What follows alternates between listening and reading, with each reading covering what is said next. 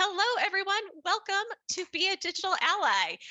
It is that time again where we get to go deep into accessibility best practices, regardless of your experience, whatever type of content you're creating.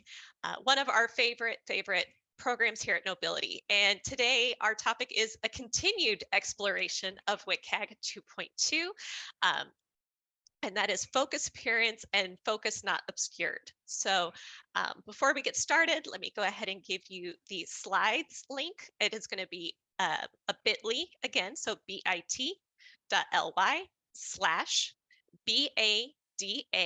all capital letters, and then the number 216. So that'll be BADA 216. All right, we'll go on to the next slide. So hello, just some quick introductions. I am Jay McKay. I'm Director of Community Programs. So BADA, Access Work, or Access U, Accessibility Internet Rally, basically all of our public-facing education service projects, that's me. So on to my co-host here, Melissa. Hi, good afternoon. I'm Melissa Green. I'm a certified professional in accessibility core competencies and a member of Nobility's accessibility services team. I'm looking forward to learning with you this evening. All right. So just a quick overview of our agenda. So just a quick little poll we want to take today, because we know most of you are returning BADA participants, but if you could put in the chat or use the raise hand and let us know if you are completely new, if this is your first time coming to BADA. Are we all? Oh, excellent. Welcome, welcome. Ooh, more new people. This is wonderful, exciting. All right, well, that answers my question for today then. All right, we'll go ahead and go over our agenda here. So when we start our BADA introductions, we always want to do some overview of what accessibility is, because we know that people are coming that may not have been here before. So for those of you who are returning BADA people, you're going to know what the next 10 minutes or so are. So please feel free to grab that extra snack, but we will talk a little bit about how we are defining accessibility and what that means going forward in these conversations. And then our topic today, we're going to talk again about some of the guidelines and changes of WCAG 2.2 and learning some techniques to meeting that revised criteria. So next, we're going to talk about some housekeeping. And Sarah, I'm assuming you just had your hand raised to say that you're new to BADA, correct? And if that's the case, you can go ahead and put your hand down, and we appreciate you joining us. All right, so just some housekeeping. First off, thank you for letting us be a part of your journey. This is, like I said, this is kind of what Melissa and I live for, is to have these opportunities to teach and learn and grow in accessibility. So if you have questions, please feel free to type them in the chat as we go through the content today. There's always an opportunity at the end for you to jump on the mic. Julianne and I will be monitoring the chat as the conversation or as the presentation goes on. Sometimes there'll be spots where we can stop and address the questions. But if we don't address it right away, don't worry, we'll always make sure we get to them at the end. So just a quick little overview of some of the accessibility features. Of course, we have auto captions enabled through Zoom. If for a future BADAs, you need to have sign language interpretation, or if you need to have live captioning, so to have a human captioner, those are just things that you would need to register with us in advance and giving us about 72 hours in advance notice when registering for the next session. And as always, please ask for help. We are here. We want to make sure that this is enjoyable and that you're getting the most benefit out of the session tonight. So, all right. So just a quick little intro if you're new to Nobility. We are a nonprofit organization founded in 1999. We're based out of Austin, Texas, but really we operate globally. And our mission is to create an inclusive digital world for people with disabilities. And we do that through, like I mentioned before, several of our different programs that Melissa's going to share with us right now on the screen. So community programs, like I said, has several different programs. We have the Accessibility Internet Rally. That is our annual web competition where we pair nonprofit organizations with web developers to create beautiful, accessible websites. We have Access You, which is our conference coming up in May. And so these are really in-depth training sessions, 90 minutes. Oh, excellent. Bruce is already going. 90-minute to 180-minute sessions where participants get to really dig into techniques, skills of accessibility, looking at everything from developing and testing, user testing, design, policy, advocacy, and also organizational strategies for your company. So we love to see you there. We also have our K-12 digital accessibility arm of things. This includes our webinar of Toolkit Tuesdays happening every month, where we talk more specifically about accessibility needs and how to support assistive technology in K-12 spaces. And then, of course, be a digital ally. And as I mentioned before, we are a nonprofit. Thank you to those that have donated through your ticket registration. And if you'd like to donate separately, because I know some people, they're registering through their company accounts and they can't make a donation through Humanitix, you can go to nobility.org/donate and make a direct donation there. All right, so let's talk about accessibility. And the reason why we like to go over this definition is because accessible can mean a lot of things to different people, right? Sometimes they think, oh, it's open, it's available. That means it's accessible. It's sitting on the counter versus being locked in a closet. That means it's accessible. And that's not necessarily the case when we're talking about something being accessible for people with disabilities. So for something to be accessible, people with disabilities must be able to access and utilize it as fully and as independently as someone without a disability. So some of the questions that you might want to ask yourself is, can everyone hear and see the content? Do they know where to go or what to do or what to expect as they are going through a website or going through a piece of content? Do they know where to go next? Can they independently navigate that content using their preferred tools? So if you're somebody who cannot use a standard mouse and keyboard, maybe you're having to use a switch or voice operation or eye gaze, can you get to all those spots independently? Can you independently complete tasks and explore all the areas? And then lastly, can you fully participate in an authentic manner? And really, that's always my goal, is I want to make sure somebody's not having to hold back in providing some content or sharing with the group or contributing, right? I want to make sure everybody has access. Sarah, your hand's still up, so let's check in with you and see if you had a quick question before we dive in too deep.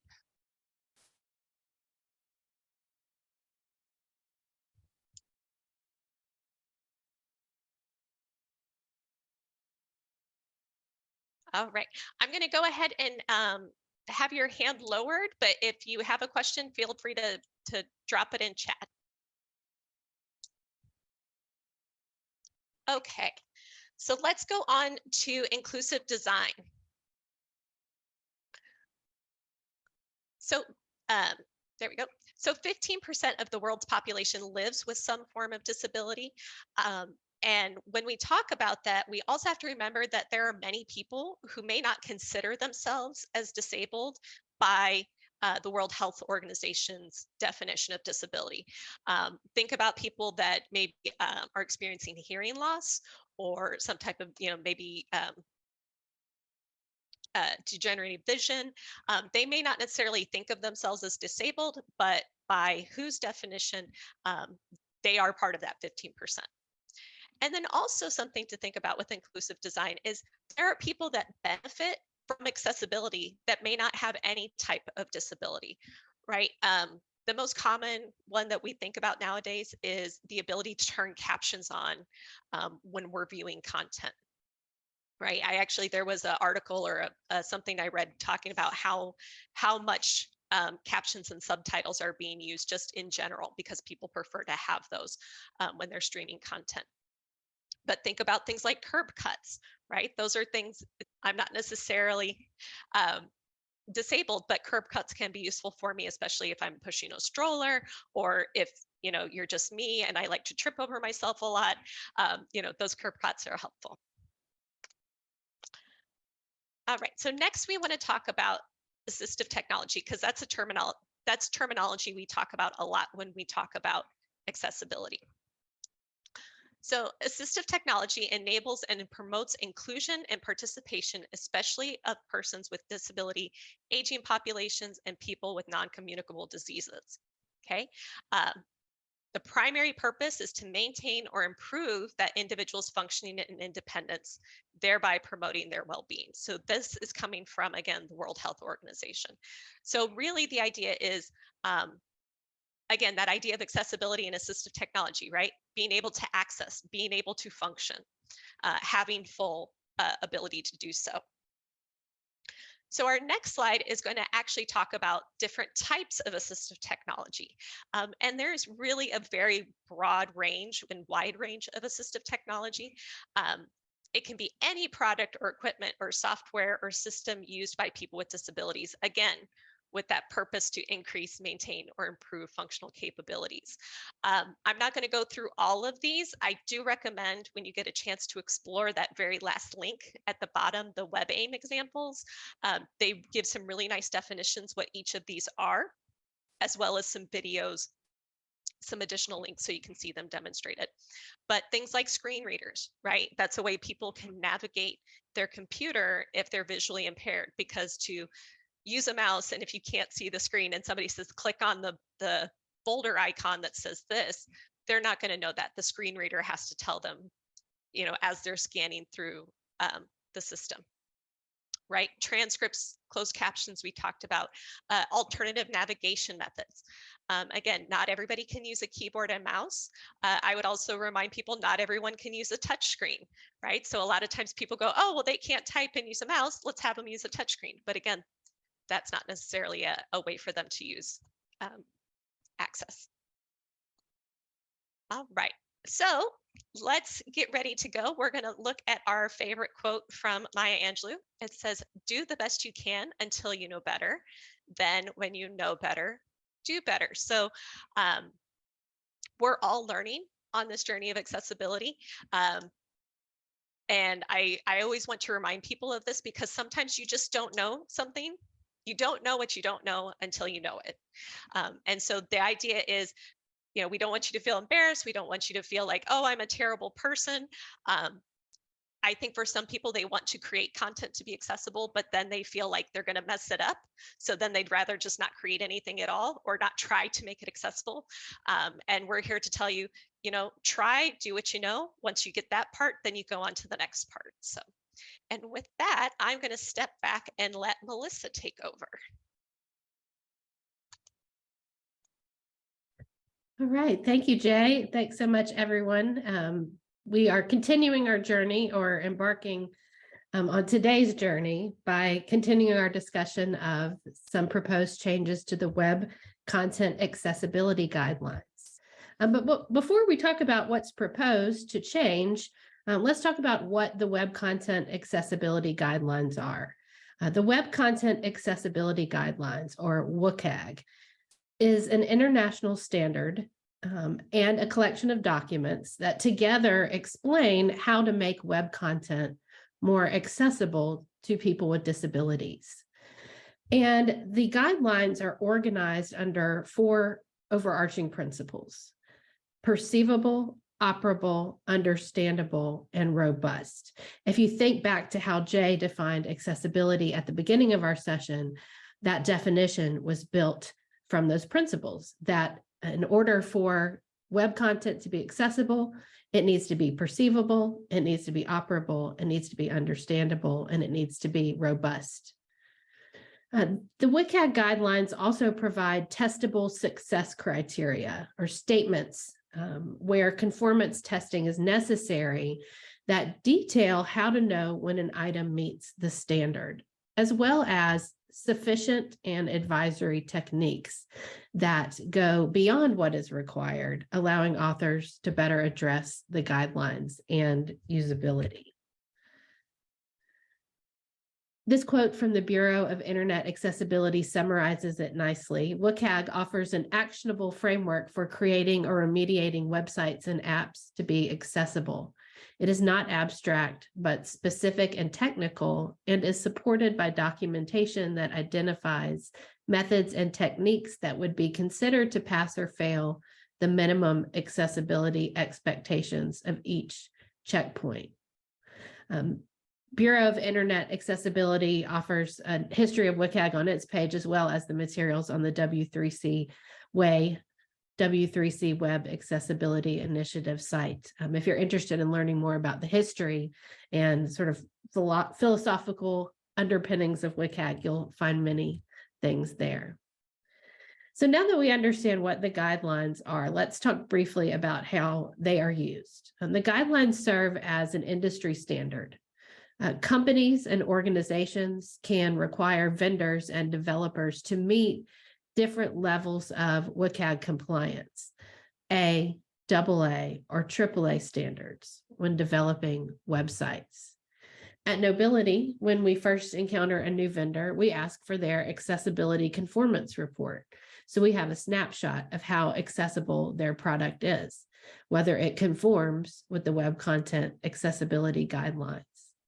WCAG is also referenced in international law. So where accessibility law exists around the globe, WCAG 2.0 or 2.1 AA frequently serves as the basis of that law. Section 8 requirements currently reference WCAG 2.0 AA levels. More and more companies and organizations are using them. Ultimately, by meeting expectations for WCAG 2.2, you ensure that you're following usage trends, good practice for web content in general, as well as ensuring access to the widest possible audience. One thing to remember is how the WCAG is developed or are developed. We aren't going to go into every single detail, but I want to highlight that the guidelines are developed by the World Wide Web Consortium, the W3C, and its member organizations.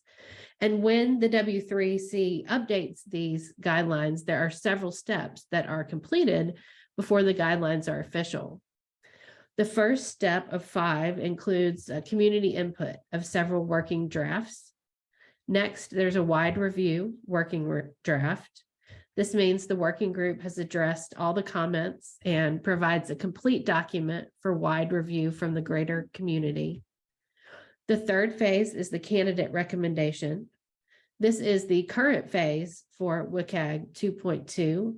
You might think of it as the testing phase.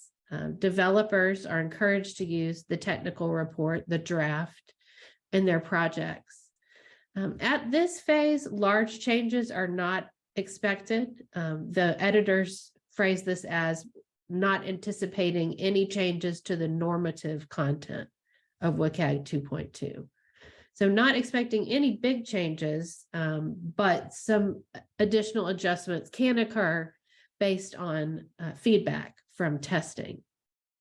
The fourth stage is when the W3C announces WCAG version as a proposed recommendation and submits it to members for endorsement. And then finally, once the technical report has been has received a wide basis of support from members in the community, it's published as a recommendation. So considering all of this, you might be wondering, when will WCAG 2.2 be approved? The WCAG 2.2 candidate recommendation snapshot was approved for publication in January 2023, so just last month. The group that's working on this, the Accessibility Guidelines Working Group, is currently processing its findings, implementations, comments from the candidate recommendation publications, looking for some additional implementations of some of the proposed criteria. So that is where we are. If you want to keep up with exactly where WCAG 2.2 is in this process, a good resource for that is the W3C Ways What's New in WCAG 2.2 draft page. They keep that updated regularly. So while WCAG 2.2 is not yet an official recommendation, the latest published version and the document I just mentioned, the W3C's What's New in WCAG 2.2 draft, give us an idea of what to expect. As Jay mentioned, each WCAG guideline has success criteria or testable statements that are not technology specific. The success criteria determine conformance to WCAG. In other words, to meet the guidelines, the content needs to meet the success criteria. And the success criteria are at 3 levels: A, AA, and AAA, with level A as the minimum level of conformance and AAA conformance ensuring access to the broadest possible audience. We anticipate 9 new success criteria in WCAG 2.2. The proposed new success criteria are focused on making content more operable and understandable, the O and the U of our POUR acronym. And these changes will be particularly beneficial for users with visual, mobility, and cognitive disabilities. Additionally, the 2.4.7 focus visible criterion, which was at the AA level in WCAG 2.1, has been promoted to the level A criterion in WCAG 2.2. The 4.1.1 parsing criterion, a single A level criterion present in WCAG 2.1, has been deemed obsolete and removed from WCAG 2. So WCAG 2.2 includes all success criteria from WCAG 2.0 and 2.1, with no changes to existing criteria, save for the 2 I just mentioned, 2.4.7 focus visible and 4.1.1 parsing. WCAG 2.2 builds on 2.1, and they're backward compatible in the sense that if you design a page now to conform to WCAG 2.2, it should also then be in conformance with 2.1 and 2.0. If you're required to conform with 2.0 or 2.1, the W3C way tells us that you can update your content to 2.2 without breaking conformance with those earlier versions. The proposed success criteria we're taking a closer look at today fall under the area of WCAG Guideline 2.4, navigable. WCAG Guideline 2.4 is pretty short and sweet. It reads, provide ways to help users navigate, find content, and determine where they are. So we might expand that to say accessible web content provides users ways to navigate, find content, and determine where they are. Well-organized content helps users to orient themselves and navigate effectively. When content is well-organized, pages have clear titles and are organized using descriptive section headings. There is more than one way to find relevant pages within a set of web pages, for example, through a hierarchical menu or a search. Users are informed about their current location within a set of related pages. A number of different techniques for that. One is breadcrumbs. There are ways to bypass blocks of content that are repeated on multiple pages. One of the ways that we accomplish this is by using a semantic markup or the appropriate tags to indicate the order and relative importance of different parts of a page, header, footer, menu, and so on. When content is well organized and navigable, the keyboard focus is visible and the focus order follows a meaningful sequence, meaning that the focus indicator moves through the content in a way that makes sense. Usually this means it moves through the content in the same order that a visual user would access the content. And finally, the purpose of a link is evident, ideally when the link is viewed on its own. One of the ways that assistive technology users sometimes navigate web content is to use keyboard shortcuts to bring up a list of links on the page. Descriptive link tests, descriptive link names are vital for ensuring that these users know what a link is and what clicking on it will do. But these are all sort of broad principles around the area of navigation, or different things that we talk about when we talk about ensuring content is navigable. People navigate and find content using different strategies and approaches based on their skills, their abilities, their preferences. Meeting the navigation guideline helps people to navigate through web pages in different ways, depending on their personal needs and preferences.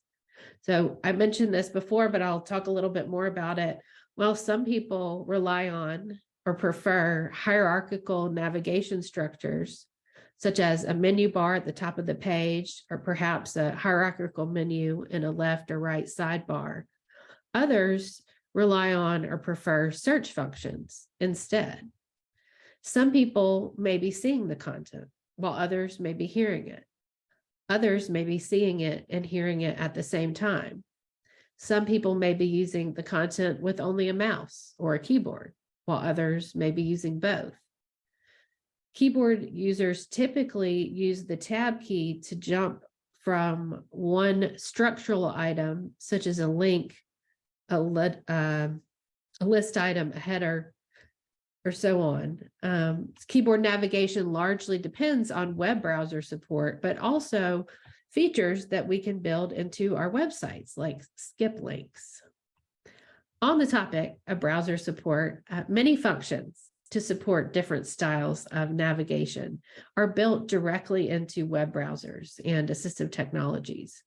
For example, most commonly available browsers provide bookmark functionality, the ability to save frequently accessed sites or favorite sites for easy navigation.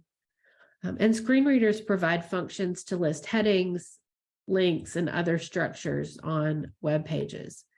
However, in order for these built-in browser features to work, in order for them to be compatible with the assistive technology, we have to design and develop our content accordingly. Well, how do we do that? The newly proposed success criteria that fall under WCAG guideline 2.4 seek to help users navigate, find content, and determine where they are.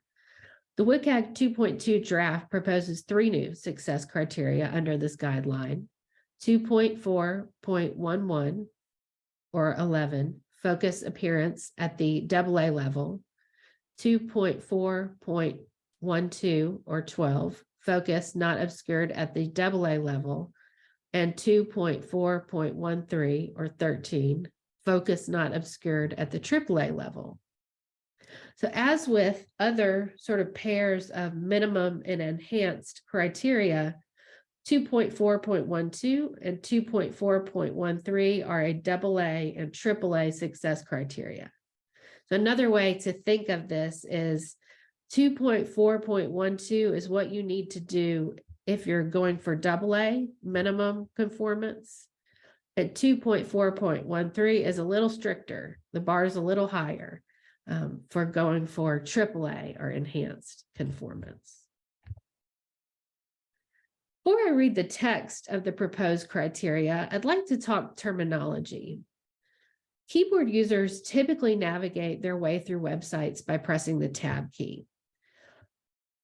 This allows them to jump from one interactive element to another. And just like mouse users, keyboard users need to be able to see where they are on a page as they tab their way through it. Otherwise, they won't be able to identify the elements they're interacting with. That's what focus indicators are for. Focus indicators are pixels changed to visually indicate when a user interface component is in a focused state. This slide includes examples of focus indicators from the W3C Way documentation and the Knowbility site. In one, a solidly bound focus rectangle encloses the third of 5 stars. In another, a rectangular focus indicator is shown around a tab list. In an example from the Knowbility site, a solid focus rectangle surrounds an image linking to the site's homepage. And in another, a solid focus rectangle indicates that a link with the text accessibility testing and auditing is in focus. And you can experience these for yourself on the web. You can navigate to a website of your interest, position the focus of the cursor within the page, and then use the tab key to move throughout the page content. You should see some sort of visual indicator as you navigate, indicating what's in focus. The appearance of these varies depending on browsers and operating systems and so on, but it typically is styled as a rectangle. More terminology. User interface component. A user interface component is part of the content that is perceived by users as a single control for a distinct function. User interface components include input controls, such as checkboxes, radio buttons, drop-down lists, list boxes, buttons, toggles, text fields, and date fields, as well as form elements and links. The examples that appear on this slide are a checkbox, which is used to select one or more options from a list, radio buttons used to select one item at a time, and drop-down lists used to select one item at a time. There's also a list box used to select multiple items at a time, a text field used for entry of a single or multiple lines of text, and some buttons. So when we talk about the user interface component receiving focus, this is what we mean. Things that are perceived by the user as a distinct control for a function, whether it's entering text, making a choice, and so on. The success criteria talk about the focus indicator enclosing the user interface component. Encloses is defined to mean solidly bounds or surrounds. And these are two fairly established ways of showing focus, something that the editors note in the draft. Bounds and its related term bounding box generally describe a rectangle drawn around the outside of a user interface component. It's the most common form of focus indication and is sometimes referred to as a focus rectangle. And this is demonstrated in the first example on this slide, which shows a solid focus rectangle around the second of 2 buttons. Surrounds also refers to something that solidly encloses a shape. However, a shape can be surrounded in many ways. For instance, the focus indicator may allow or may follow the outline of the object being enclosed. The difference between bounds and surrounds is illustrated in an image on this slide that shows 2 sets of rating stars. In both examples, the same 3 stars have already been selected and focus is on the 3rd star. In the first example, a solidly bound focus rectangle encloses the 3rd of 5 stars. And the second, a solid outline indicator surrounds the 3rd of 5 stars. So encloses, bounds, and surrounds, 3 related terms that are used in these criteria. Solidly, where the indicator does not solidly bound or surround the component, as with a dashed or dotted line, it cannot meet the criteria's consideration of enclosing the element, the component. However, a non-solid line can still pass or can still conform if it meets the area calculations for the size of the focus indicator, which are discussed in detail in the relevant criteria. This slide includes two figures. In the first, the dashed outline of a focus indicator does not solidly bound the third star and does not meet the size requirements. In the second figure, the dashed outline does not solidly bound the third star. However, it does meet the size requirements for focus area calculation. The success criteria also refer to CSS pixels. So a CSS pixel is what developers use in style declarations, like the ones given on the slide here: font size 60 pixels, line height 50 pixels, width 200 pixels. A CSS pixel is different from a display pixel or device pixel in that device pixels vary depending on the physical pixel density of the device. Perimeter also comes into play when assessing a focus indicator for sufficient size and contrast. Perimeter is defined as the continuous line forming the boundary of a shape not including shared pixels, or the minimum bounding box, whichever is the shortest. The success criteria refer to calculating a component's perimeter and comparing the contrasting area to that of the perimeter. So in the images, or in the image on the slide, is a circle that has a 22 pixel radius and a 138 pixel perimeter, representing an element that is not in focus. On the top right, the focus indicator is a 1 pixel solid circular outline. The perimeter of the focus indicator is 172 pixels, which is larger than the shape's boundary at 138 pixels. With a color change that is higher than the minimum requirement, or change to the color contrast so that it exceeds the requirement, this indicator passes. On the bottom left, there's a focus indicator with an inner 1 pixel solid outline with enough color contrast change, but the area is smaller than the circle's perimeter. It's 113 pixels to the shape's boundary at 138 pixels. And this indicator does not pass requirements. And finally, on the bottom right, the focus indicator is an inner 2 pixel thick outline. This outline has double the area of focus indicator, 226 pixel, making it larger than the perimeter of the circle, so it passes the minimum area requirement.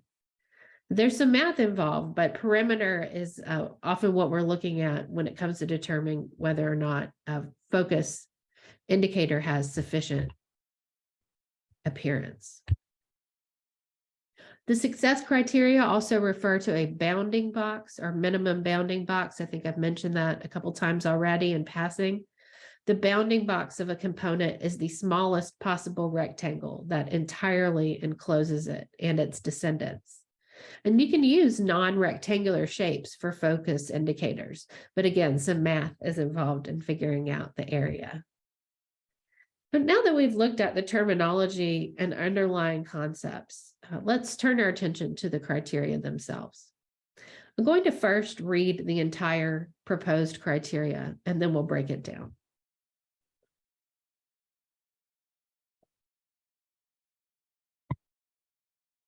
.4.11 focus appearance is a AA level criterion. It reads, when the keyboard focus indicator is visible, one or both of the following are true. The entire focus indicator meets all the following: encloses the user interface component or subcomponent that is focused, and has a contrast ratio of at least 3:1 between the same pixels in the focused and unfocused states, and has a contrast ratio of at least 3:1 against adjacent non-focus indicator colors. Or 2, an area of the focus indicator meets all of the following: is at least as large as the area of a 1 CSS pixel thick perimeter of the unfocused component or subcomponent, or is at least as large as a 4 CSS pixel thick line along the shortest side of the minimum bounding box of the unfocused component or subcomponent, and has a contrast ratio of at least 3:1 between the same pixels in the focused and unfocused states, and has a contrast ratio of at least 3:1 against adjacent non-focus indicator colors, or is no thinner than a 2 CSS pixels. Woo, let's break that down a little. So this success criterion offers 2 ways to achieve a sufficient focus appearance: by meeting requirements for the entire focus area as outlined in list item 1, or by meeting requirements for an area of the focus indicator outlined in list item 2. The first example on this slide demonstrates an entire focus indicator that has sufficient focus appearance. We've seen this example a few times now. The same component labeled example appears twice, first unfocused, then in a focused state. The focus indicator meets the criteria by enclosing the component that is focused, having a 3:1 contrast ratio between pixels and focused and unfocused states, and having a contrast ratio of at least 3:1 against adjacent colors. The second example on this slide demonstrates an area of a focus indicator that has sufficient focus appearance. Here, a yellow block along the short side of an item rather than a rectangle indicates that a component has focus. So 2 ways: the entire focus indicator or the area, an area of the focus indicator can meet requirements. This slide depicts more examples of focus indicators that have areas that meet size and contrast requirements. It comes to us, like many of the examples today, from the W3C way. These focus indicators have areas that meet size and contrast requirements. In the first, the focus is indicated by an inner outline that is slightly smaller than the outer edge of the component. In the second, focus is indicated by a yellow underline, almost as long as the longest edge.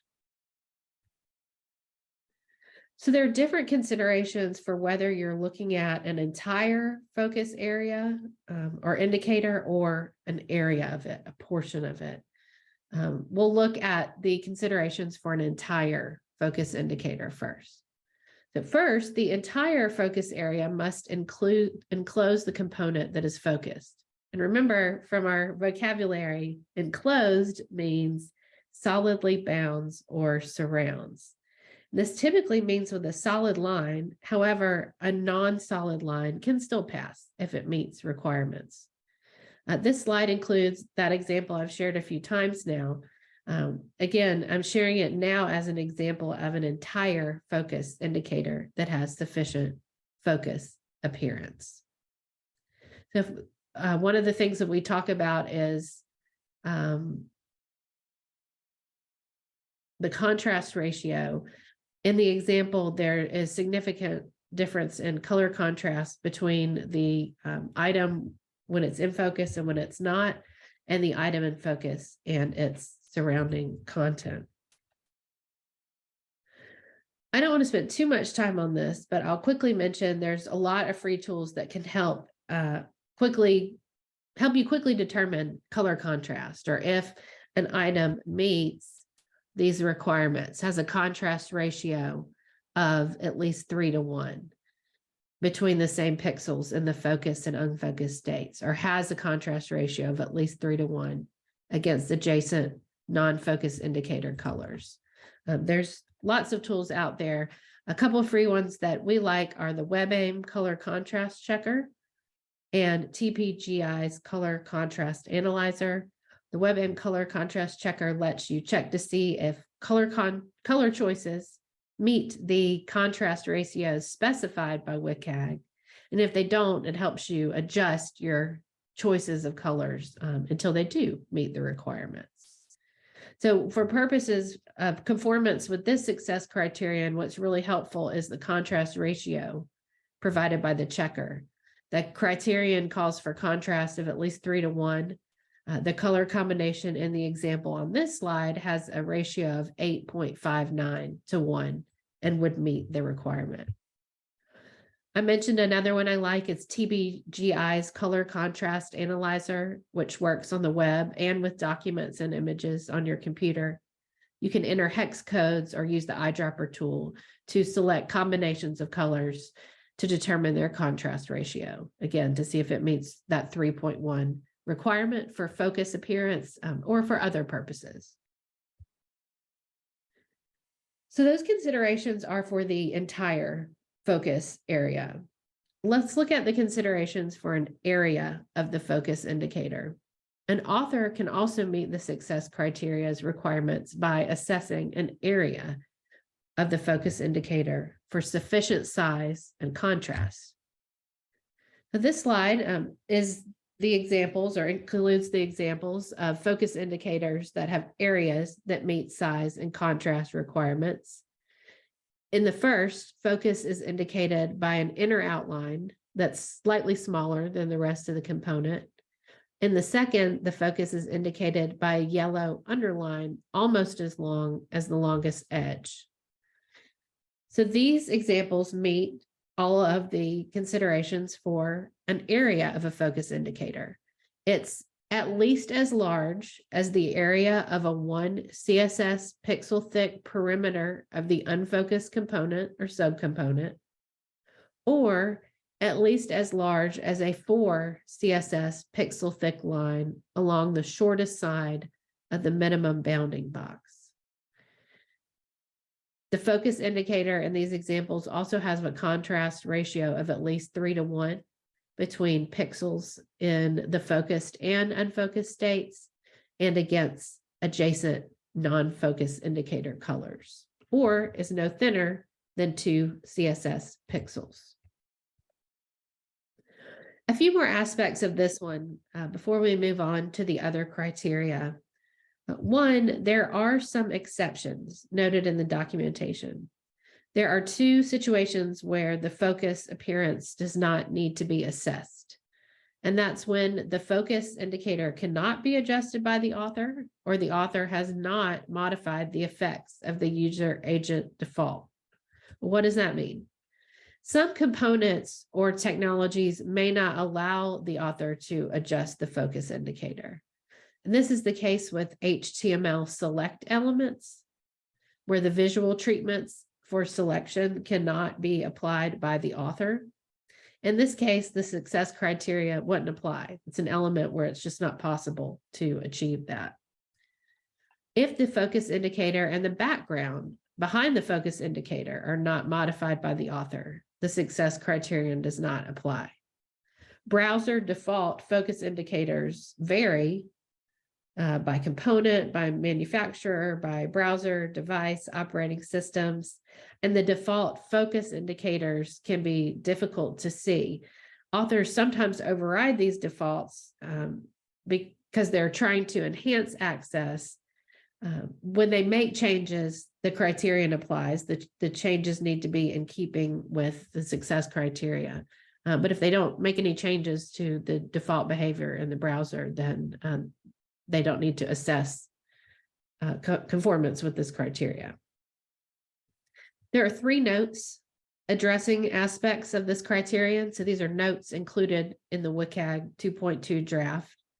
The first talks about what should be considered when assessing a user interface component, depending on its visual presentation. The visual presentation includes the component's visual content, border, and component-specific background.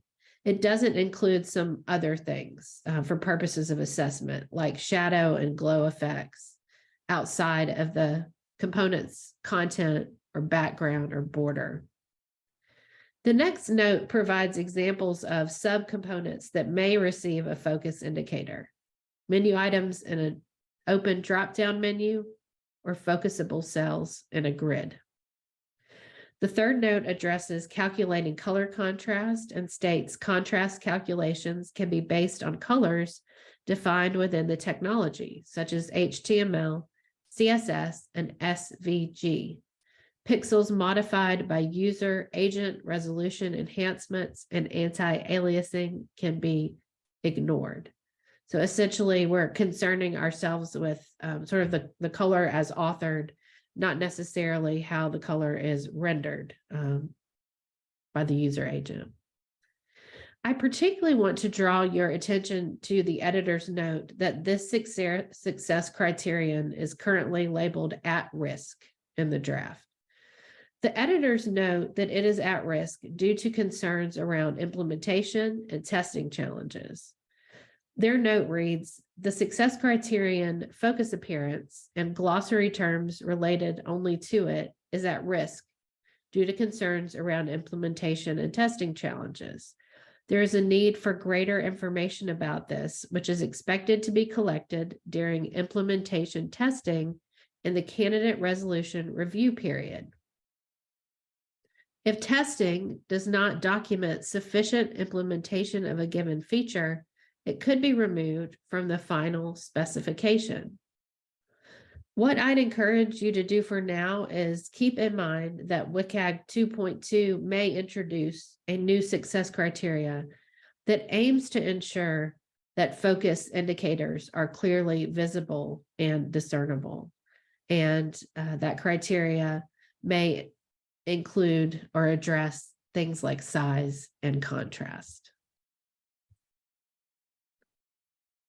We've already looked at several examples of focus appearance at play, but briefly, the W3C way suggests a few more. Conformance with this criterion could look like a number of different things.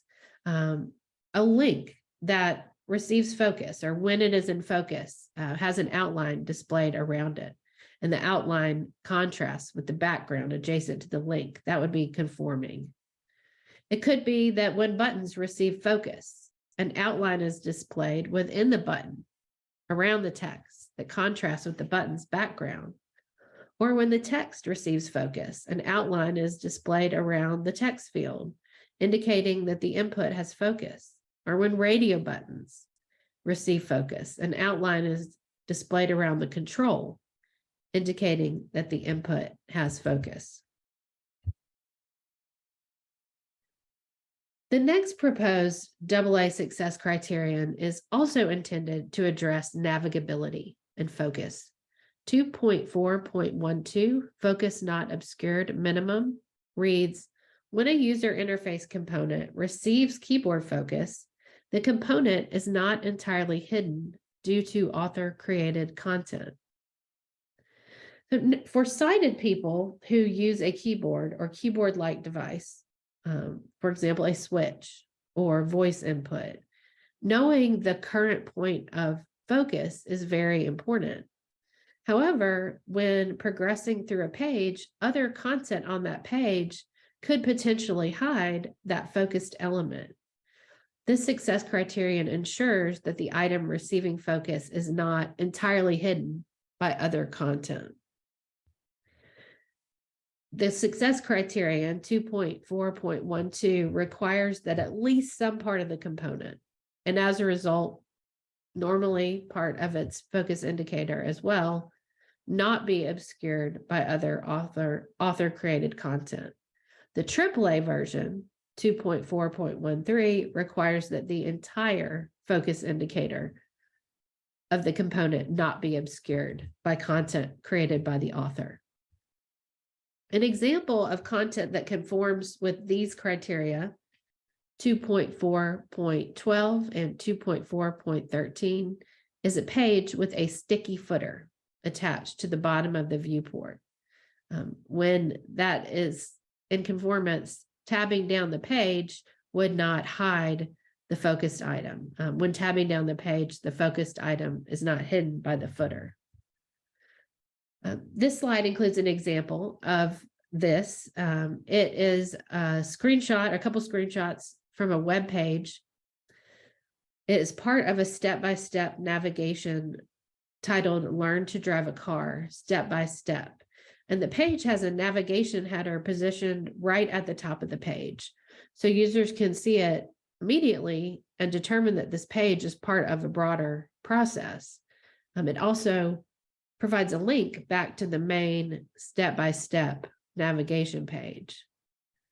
When the focus not obscured success criterion is met, the sticky header won't cover up focused items and their focus indicators. So keyboard users can visually determine the component on which keyboard operations will act.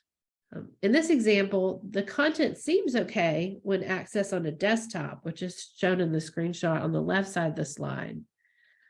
On the right side of the slide, the content is showed when accessed on a mobile device, and that sticky header appears to overlap a link. In testing, it would be important to determine whether any focused items are covered up when scrolling on devices of different viewports. So as I mentioned before, the other success criterion, the last of the three, 2.4.13, focus not obscured, enhanced, is closely related. While conformance at the AA level requires that a component not be entirely hidden to the author due to author created content, conformance at the AAA level requires that no part of the indicator be hidden. Returning to the previous example with the sticky header, in the case of the mobile display on the right side of the slide, the sticky header slightly obscures or covers up part of a link. In order for this content to conform with 2.4.13, no part of that link could be covered up when the link is in focus. So sort of certain level of requirements to meet for AA, and then slightly more stringent requirements for conformance with AAA, which provides access to the broadest number of people. We talked a lot about the technical details, the underlying principles and forms of terminology, and the greater guideline of navigation, and then the technical details of each success criteria. I'd like to wrap this portion of our time together by bringing us back to the benefits of conformance with these success criteria. These success criteria related to focus are most beneficial to keyboard users, and keyboard users might be individuals with no or low vision. They may be individuals who are sighted, who have mobility impairments, who use a keyboard or a device that utilizes the keyboard interface or emulates a keyboard, such as a switch or voice input. Visible focus also benefits users with low vision who use the keyboard. Finally, people with cognitive disabilities, especially attention and memory limitations or limitations in executive processes, benefit from being able to discover where the focus is located. The best source for keeping up with WCAG 2.2 developments and for resources to help you understand and apply the new guidelines is the W3C Web Accessibility Initiative. On the W3C Way website, you can find the WCAG 2.2 draft itself, a resource titled What's New in WCAG 2.2 Draft that explains the proposed success criteria with examples. I drew on it heavily for this presentation. You can find WCAG 2.2 supporting documents. That's quick references, guides, and techniques for understanding and meeting WCAG 2.2, as well as other technical and educational resources. As I mentioned earlier, you might also check out the W3C's mailing list. There are many related to accessibility with much discussion around the guidelines and the work of the working group. All right, so we have covered a lot today. We have provided you many links as resources. Now that we have put all of this into your brains, do you have any questions for us or thoughts to share? You can, Yep, go ahead. we've got one in the chat. It says the second exception for 2.411 regarding the indicator's background color. Is this saying that as long as the default background color of the page is not changed, then you can rely on the default focus color? That's my understanding.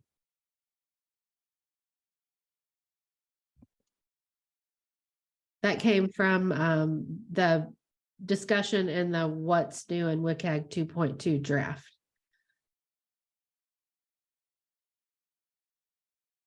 All right.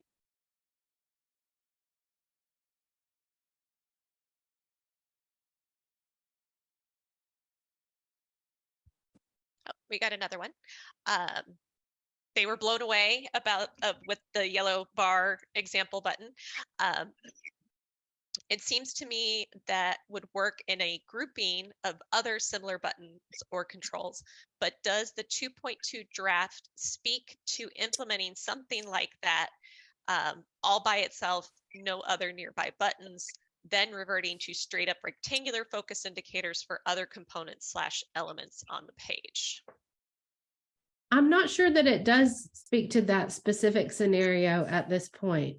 I think that's an interesting question, if not just for accessibility conformance, but for usability purposes. Having focus of one type of element appear visually one way and focus on a different type of element appear visually a different way. I don't know if that would enhance usability or be a challenge to usability. But as far as I recall, nothing that specific. And it's these concerns about implementation and testing that generated the discussion that has this criteria at risk. Folks are kind of, they're still not entirely clear to the broader web development and accessibility community how to implement some of these guidelines, especially on non-standard elements and interfaces. So I don't think this is addressed, but I would refer you to the same thing, WCAG 2.2, what's new, which they continue to expand, updated in January. We had somebody that joined us late. Yes, we record these. We'll have them up in about 2 weeks, just so that way we can clean them up a little bit, make sure the captions and transcripts are ready.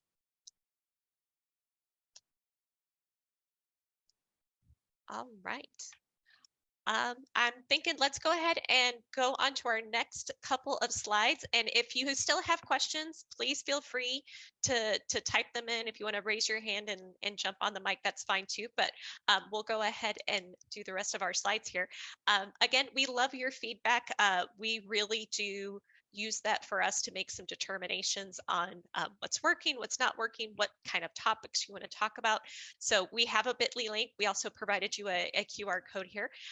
It is bit.ly/FEB or FEB survey. And that's going to be capital F, capital S, and then of course, BADA, all capital BADA. And we'll make sure that link gets in the chat as well. And then we'll go to the next slide. And unfortunately, I forgot to update this for next month. We're actually going to take March off. We have several of our staff are going to be presenting at various conferences. I will actually be in Austin presenting at South by. So I'll be out there. If y'all are in Austin, I'd love to see you. But please go ahead and check out our website. We've actually uploaded the entire calendar that we have planned for the year for 2023. So check out nobility.org/digital ally. That will take you to Be a Digital Ally. That's where we upload all the recordings as well. So that way, if you missed today, you'll be able to get access to it. And then we have the schedule for April onwards. So definitely check that one out. And then of course, Access U, we already talked a little bit about it. If this is the kind of stuff you crave, where you get to really kind of dig in deep and talk about some things, definitely come to Access U 2023. You know, one of the things that we really strive for with our sessions is it's not just a lecture style, there's always these opportunities for people to interact with each other. A lot of sessions have opportunities for participants to practice while they're there working with each other and their peers. So definitely please check that out. If you want to go to nobility.org/accessu. And I actually uploaded the deep dive sessions on the website. So they are there live for y'all to check it out as well. So um, definitely take a look. All right. And lastly, thank you. Thank you so much for being here with us. I'm going to let you hear our website to donate one more time. It is nobility.org/donate. Again, thank you. Thank you for your feedback. This has been a great series to get going with WCAG and on to the rest of the year. I'm really excited about our upcoming schedule. So we'll see you all in April.